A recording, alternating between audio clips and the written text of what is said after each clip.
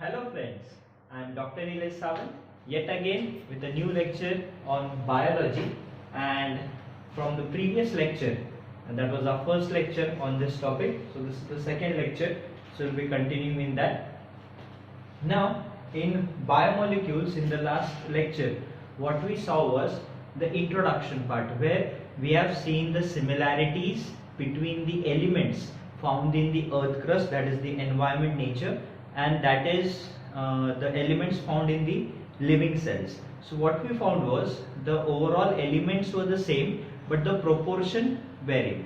ठीक है, जैसे सिलिकॉन, ऑक्सीजन, इनका प्रोपोर्शन अर्थ क्रस्ट में ज्यादा है, वही कॉन्ट्रास्ट में in cell what we find is the more percentage of oxygen, that is a similarity, but carbon content is more than hydrogen content and all that stuff. So the elements which are found in nature, that is in the earth crust and in the cells, are similar but the proportion is somewhat different. So in the previous lecture what we saw was an experiment where what we did was we, with the help of mortar and pestle, we made a paste of the cells so that the membranes were ruptured and all, and then we put it in trichloroacetic acid, where some part reacted with the acid and some form a coagulated part. So when we filtered it, we got some acid soluble part and acid insoluble part. फिर उसका भी हमने elemental analysis किया था, जो different था. जो example है कि जो सोल्यूबल पार्ट था, फिर उससे मिनरल्स वगैरह आइसोलेट किए गए. तो जो इनसोल्यूबल पार्ट था, एसिड इनसोल्यूबल पार्ट था, जो फिल्टर पेपर पे अटक गया होगा, उसका जब केमिकल एनालिसिस किया गया तो मेजॉरिटी ऑफ द बायोमोलिक्यूल्स वो फाउंड इन देयर. तो वो हमने लास्ट लेक्चर में पढ़ा था कि बायोमोलिक्यूल्स कौन से हैं. We got polysaccharides, that is carbohydrates, we got polypeptides, that is proteins, we got lipids, we got nucleic acids. ठीक है, और मैंने विटामिन्स भी बोला था. सो वो बायोमोलिक्यूल्स है. सो हम लोग आज जो स्टार्ट कर रहे हैं, we are starting it with carbohydrates. We are starting it with carbohydrates, or simply we call them as polysaccharides. So we will have a quick look over the carbohydrates. NCERTs में ज़्यादा detail में नहीं दिया है इसके बारे में, selected information है, बट हम थोड़ा डिटेल में देखने वाले हैं, जो तुम्हें 11th में अभी यहाँ पे हम पढ़ रहे हैं, 12th में भी सेम हमें लगने वाला है. सो ये कॉन्सेप्ट क्लियरिंग के हिसाब से अपन देखेंगे फटाफट.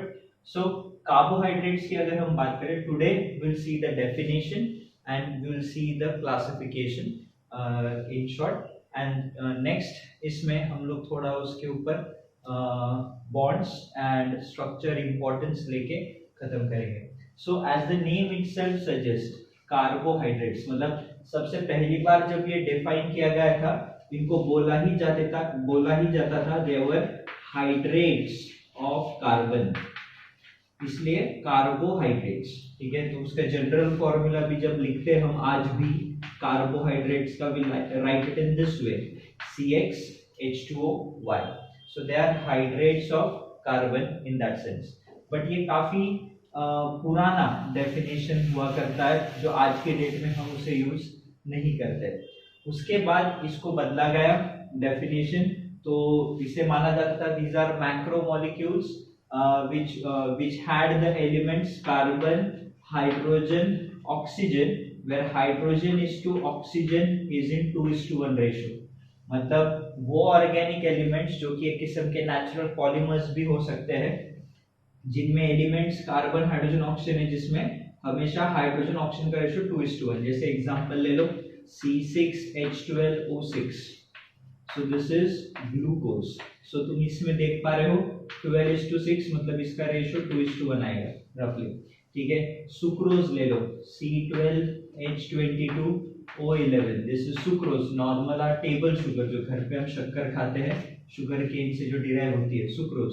तो here also you can see the ratio is 2:1. So basically carbohydrates कोई भी हो तो उसके जनरल फॉर्मूला में देखोगे हाइड्रोजन का प्रोपोर्शन दुगना होता है एज कंपेयर टू ऑक्सीजन. तो ये देखा गया था. बट फिर इसमें भी कुछ एक्सेप्शंस मिलते हैं. जरूरी नहीं कि कार्बोहाइड्रेट होने के लिए ये रेशियो हमेशा फॉलो ही किया जाए. कुछ मॉलिक्यूल्स ऐसे, जैसे रैमिनोज करके एक है, वो है C6 H12O5। अब इसमें तो रेशो फॉलो नहीं हो रहा है, 2:1 नहीं है ये, but raffinose is considered a carbohydrate और शुगर, सो फिर इसके लिए ऐसा क्यों है? सो ये भी डेफिनेशन में थोड़ा सा प्रॉब्लम था। फाइनली केमिस्ट्री वाइज जब हम इन्हें देखते हैं तो देखो मैं दो स्ट्रक्चर्स निकाल रहा हूँ। एक है ग्लूकोज का, तो ग्लूकोज का स्ट्रक्चर जो है 1 2 3 4 5 और 6। सो जब सपोज हम ग्लूकोज का स्ट्रक्चर निकाल रहे हैं, जैसे मैं यहाँ पे निकाल रहा हूँ, सो ये है ग्लूकोज का structure. If you can count it, ये है C6H12O6। सिमिलरली फ्रुक्टोज भी होता है, फ्रुक्टोज भी C6H12O6 ही होता है।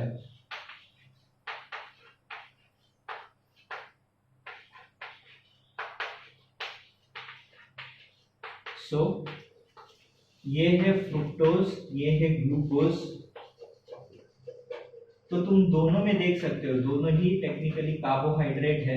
सो मॉडर्न केमिस्ट्री में, बायोकेमिस्ट्री में इसका डेफिनेशन ऐसे दिया जाता है, कार्बोहाइड्रेट्स आर डिफाइंड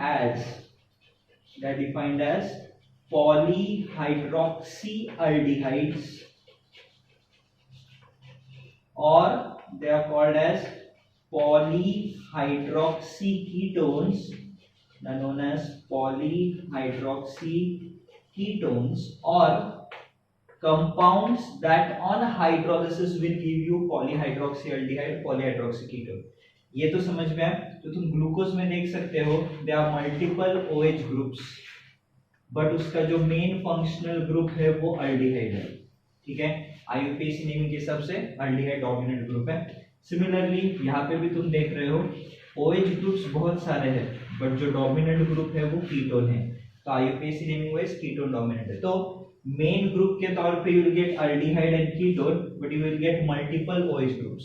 सो ये कार्बोहाइड्रेट्स का केमिकल यूनिकनेस है। सो दे आर पॉलीहाइड्रोक्सीअल्डिहाइड्स और पॉलीहाइड्रोक्सीकीटोन्स। या तो जैसे अभी अगर सपोज मैंने स्टार्च लिया, this is a polysaccharide of glucose, मतलब it consist of n number of glucose molecules. तो वही है, अगर मैं इस स्टार्च को हाइड्रोलाइज करूं तो मुझे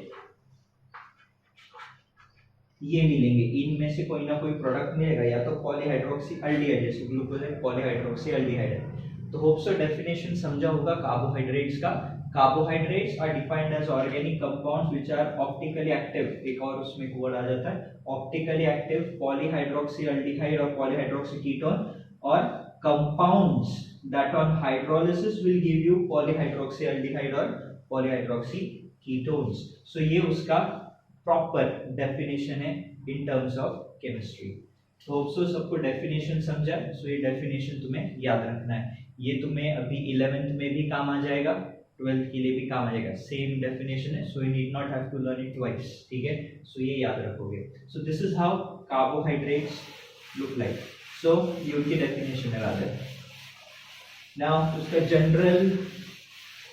जनरल फॉर्मूला भी मैंने अभी जस्ट डिस्कस किया था। इनका जनरल फॉर्मूला है CxH2O(y), where x and y can be same or different, ठीक है। जैसे अगर ग्लूकोज है तो x और y की वैल्यू 6 है, तो it is C6, 6 2 12 and O6, तो ये आता है, ठीक है। या अगर ये 12 है, ये 11 डिफरेंट होता है, तो जैसे C12H22 वो 11, डाइसैकराइड्स के नंबर वेरी होता है। मोनोसैकराइड्स के वक्त x और y की वैल्यू सेम रहती है। डाइसैकराइड, ट्राइसैकराइड जो हम देखने वाले अभी जस्ट क्लासिफिकेशन में, उसमें हम लोग वो देखने वाले क्या क्या होगा। सो नेक्स्ट टॉपिक जो है आप for carbohydrates is the classification. So classification book में बहुत शॉर्ट में दिया है एनसीईआरटी में, एंड वो ऑब्वियसली डिटेल में केमिस्ट्री में है।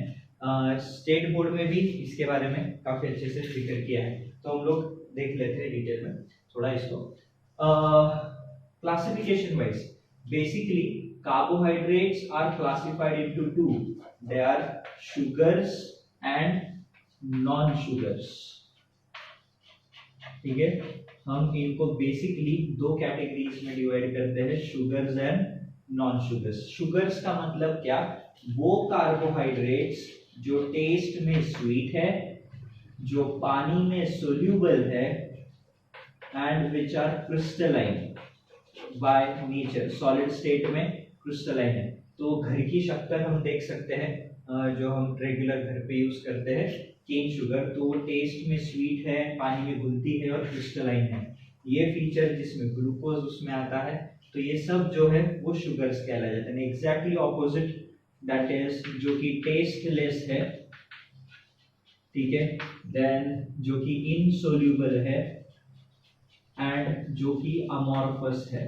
तो इसका क्लासिक एग्जांपल हम ले सकते हैं स्टार्च। घर पे आटा होगा, आटा जो भी गेहूं का आटा वगैरह जो भी है, तो देख सकते हो this is that is tasteless, insoluble and amorphous, ठीक है।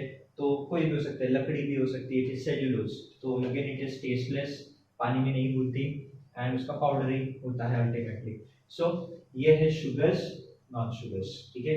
तो ये उसके प्रॉपर्टी, तो जो जो कार्बोहाइड्रेट्स ये प्रॉपर्टी दिखा रहे हैं उन्हें शुगर्स कहते हैं, जो नहीं दिखा रहे, जो ये राधे दिखा रहे प्रॉपर्टीज, हम उन्हें नॉन शुगर्स कहेंगे, ठीक है।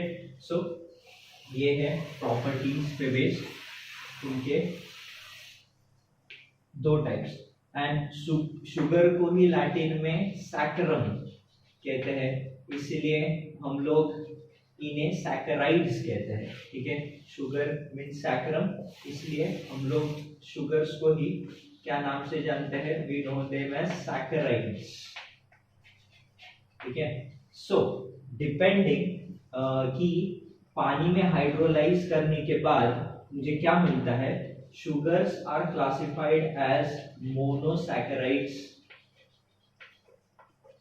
एंड ओलिगोसैकराइड्स, ठीक है। So what are monosaccharides? So monosaccharides वो कार्बोहाइड्रेट्स होते हैं जिन्हें और हाइड्रोलाइज नहीं किया जाता, मतलब ये सबसे छोटे साइज के कार्बोहाइड्रेट्स है, इन्हें और छोटे कंपाउंड्स में या छोटे सब कंपाउंड्स में हाइड्रोलाइज नहीं किया जा सकता। अगर मैं और करने जाऊँ तो डायरेक्ट एलिमेंट्स अलग हो जाएंगे।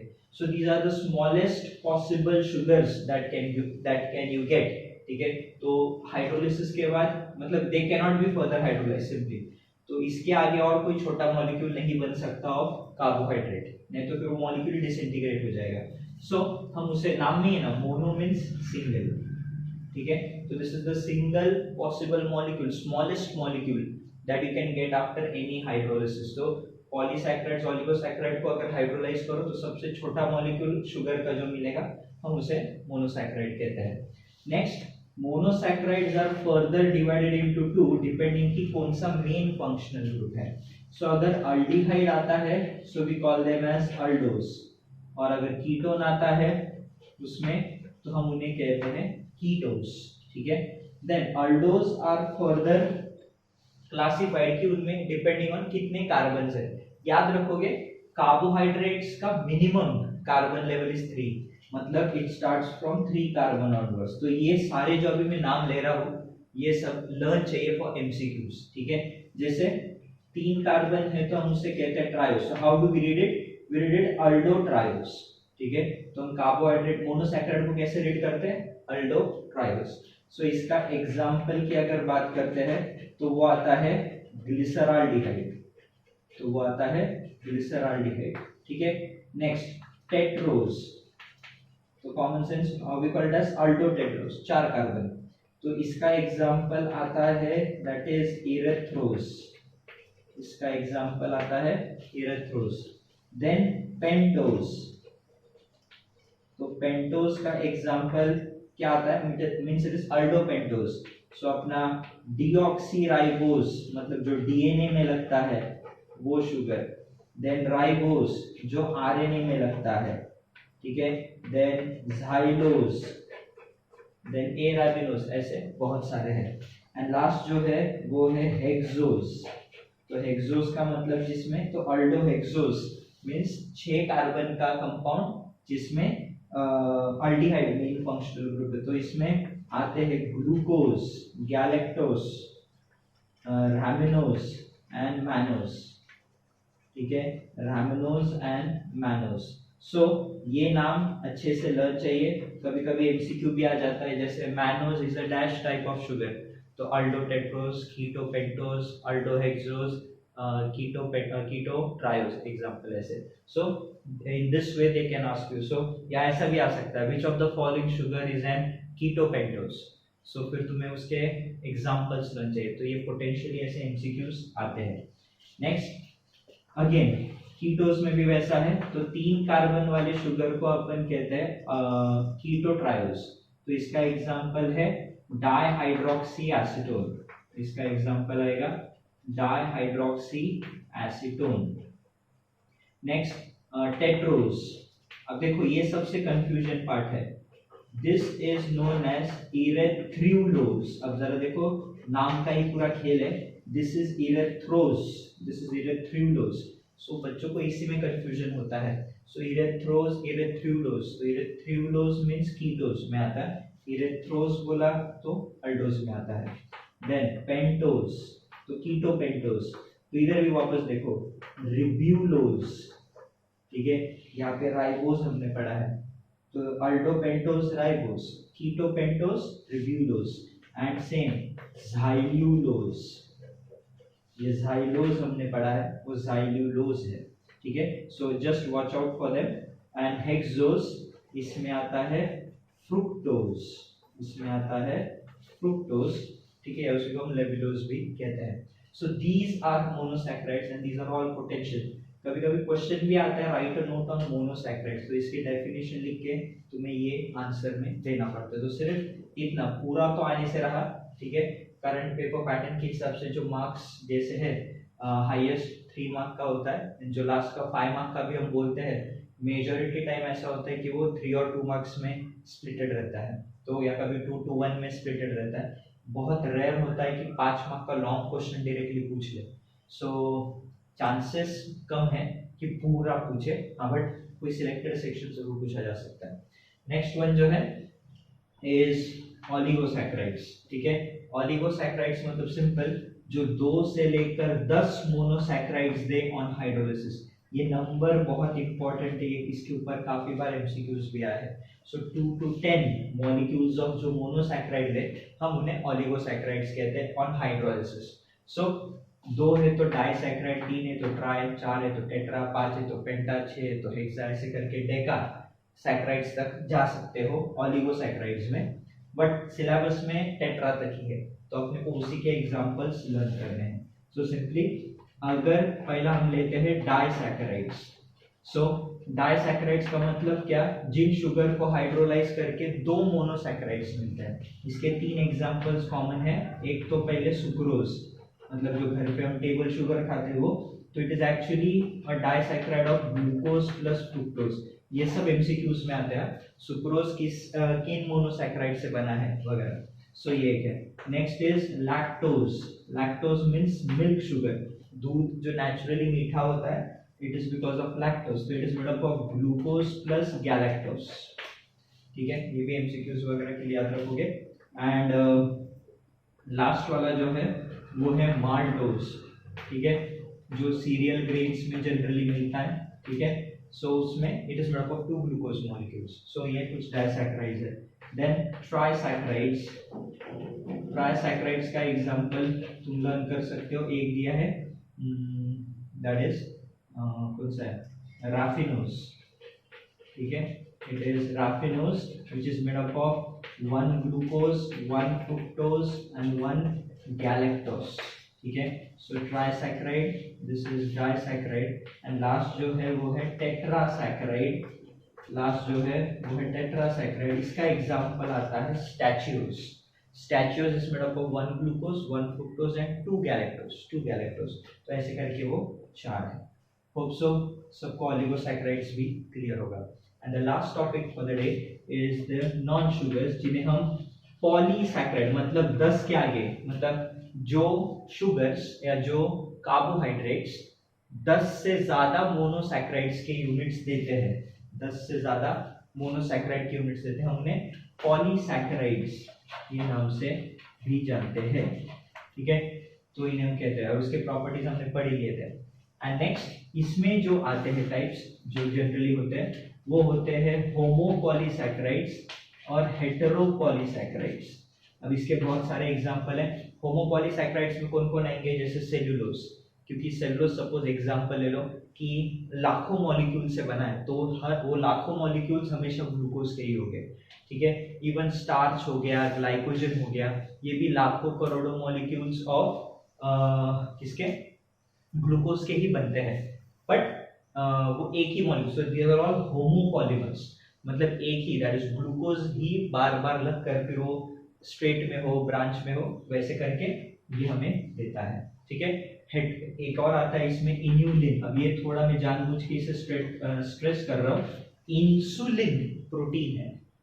Inulin is a carbohydrate which is made up of fructose. इसका जो मोनोमेरिक यूनिट है वो है फ्रुक्टोज, तो ये दिया हुआ है। सेल्यूलोज है, स्टार्च है, ग्लाइकोजन है। अब एक है स्टार्च जो है उसका सेकेंडरी स्ट्रक्चर में वो हेलिकल भी है, ठीक है, वो हेलिकल भी है। हेलिकल है इसलिए होता है क्या, it can bind with iodine, इसलिए you get a typical iodine test में, you get a typical bluish colour जो है, ब्लूइश ब्लैक कलर, वो बिकॉज ऑफ दैट। तो ये स्टार्च हमें देता है, जबकि स्टार्च भी एक ग्लूकोज का ही बना हुआ पॉलीसैकेराइड है, बट ये सेल्यूलोज नहीं देता, बिकॉज सेल्यूलोज वैसा स्ट्रक्चर नहीं देता, तो उसके साथ आयोडीन इंटरैक्ट नहीं करता। सो सेल्यूलोज बोलो, स्टार्च बोलो, ग्लाइकोजन बोलो, all are made up of monosaccharide glucose, inulin is made up of monosaccharide fructose, ठीक है। सो इसलिए हम उन्हें होमोपॉलीसैकेराइड्स के नाम से जानते हैं, ठीक है। इनमें एक और खूबी होती है, reducing and non reducing sugar. तो कुछ टिपिकल रिएजेंट्स होते हैं जो अल्डिहाइड, बिकॉज अल्डिहाइड कीटोन्स जो है ये रिड्यूसिंग एजेंट्स होते हैं, अल्डिहाइड्स खास करके स्ट्रॉन्गर रिड्यूसिंग एजेंट्स होते हैं। सो कुछ कुछ शुगर्स ऐसे होते हैं जो रिड्यूसिंग एजेंट के साथ रिएक्ट करते हैं, मतलब फेलिंग्स टेस्ट बोलो, टोलेंस टेस्ट, शिप्स टेस्ट, जो उसके साथ पॉजिटिव दिखाते हैं हम उन्हें रिड्यूसिंग शुगर्स कहते हैं, जो नहीं रिएक्ट करते हम उन्हें नॉन रिड्यूसिंग शुगर्स कहते हैं, ठीक है। हेटेरो में एग्जांपल दिया उन्होंने चिटिन का, मतलब पता है chitin is a polysaccharide, animals खास करके एनिमल्स पे जो आर्थ्रोपोड्स वगैरह है उनका एक्सोस्केलेटन चिटिन से बनता है, so it is a heteropolymer, ठीक है। So it is made up of 2 और मोर मोनोसैकेराइड्स। खास करके एक और भी है उसमें, जैसे N acetyl glucosamine, galactosamine, N acetyl galactosamine, तो ये कुछ एग्जांपल्स जो है वो हेटेरो के आता है, मतलब they are made up of 2 और मोर मोनोमेरिक यूनिट्स, ठीक है। तो ये था क्लासिफिकेशन एंड ये था डेफिनेशन ऑफ कार्बोहाइड्रेट्स। सो आज के लेक्चर में हम यहाँ तक ही देखने वाले हैं। कल हम इसके बारे में का structure means bonds related and uses, ये छोटा सा टॉपिक रह गया, and then will continue with the next biomolecule over here. So please guys, like, subscribe and hit the bell icon for further notification. Bye.